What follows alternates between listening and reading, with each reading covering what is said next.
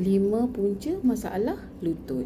Biasanya masalah lutut ni berlaku beberapa faktor utama. Ia berkaitan dengan faktor usia, gaya hidup, kecederaan dan juga kesihatan dalaman. Sebelum tu boleh follow Kak Pisa ataupun Manfaat 5 butang di sebelah kanan dan komen lutut. Punca utama masalah lutut adalah kekurangan kolagen. Biasa umur 40-an kolagen akan semakin menyusut.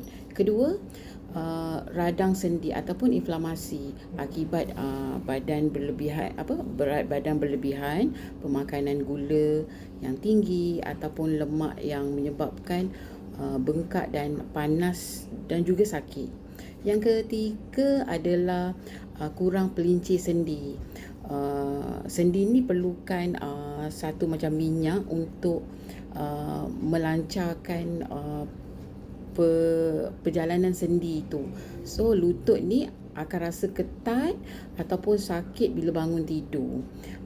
Keempat adalah berat badan berlebihan. Bila berat badan berlebihan, tekanan pada lutut tu akan meningkat. Jadi beban akan bertambah.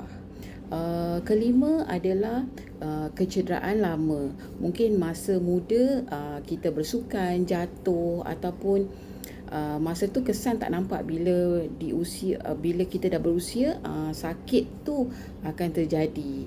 So kita boleh ambil beberapa suplemen untuk menyelesaikan masalah lutut ni sendiri.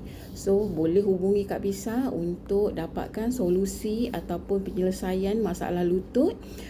Komen lutut ataupun klik di ruangan bio.